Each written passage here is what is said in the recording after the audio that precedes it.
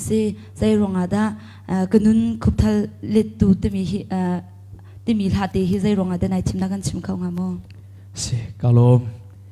e tu san karak sak deng mi he boy pane akapek e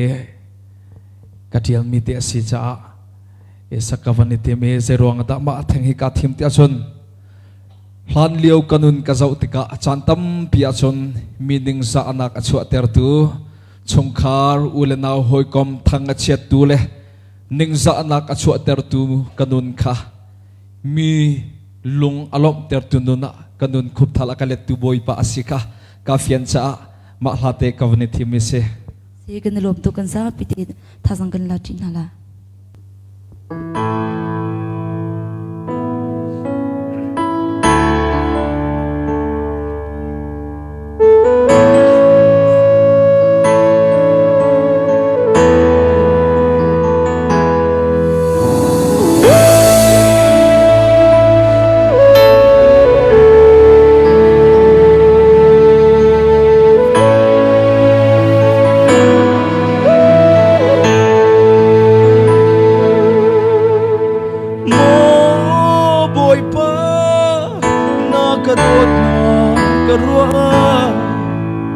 asung loye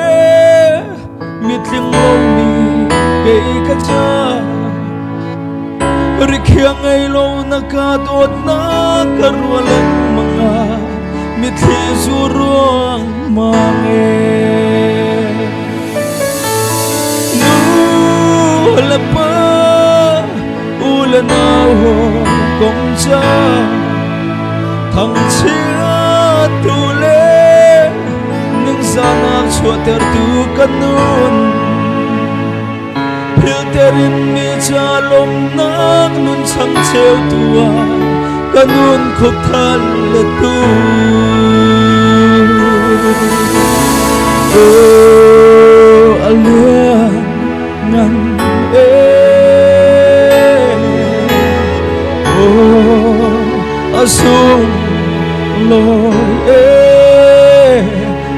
sudod na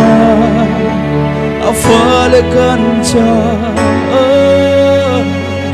dong ni umlo afalekan cha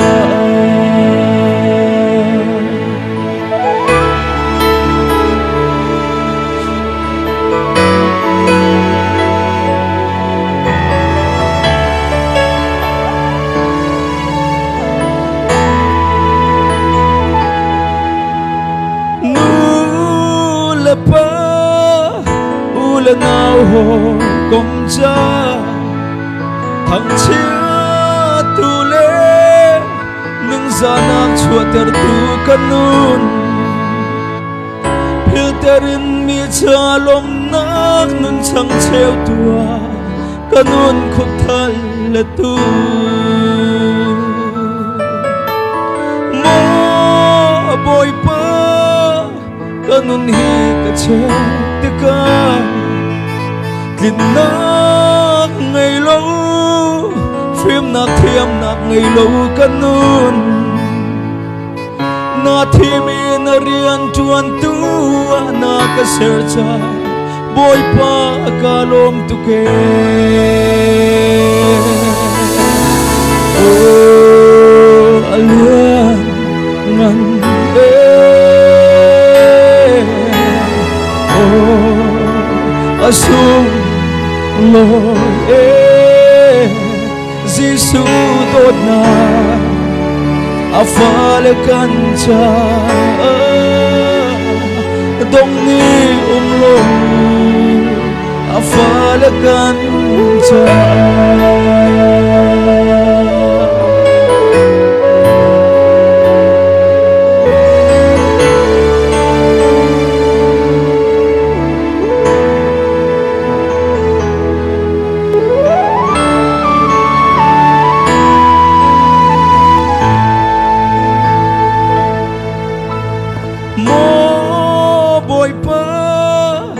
kanun hi ka che tika kinak ngay lo phim nak thiam nak ngay lo kanun na timi na rian tuan tu na kaserja boy pa kalom tuke mo boy pa na kadot na karua asung loye mitling lomi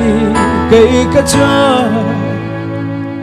Rikyang ay lo nakadot na karualang mga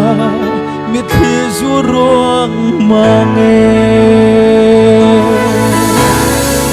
Oh alian nan Oh asung lo zisudot na afalekan cha dong ni umlong afalekan cha dong ni umlong afalekan cha dong ni umlong afalekan cha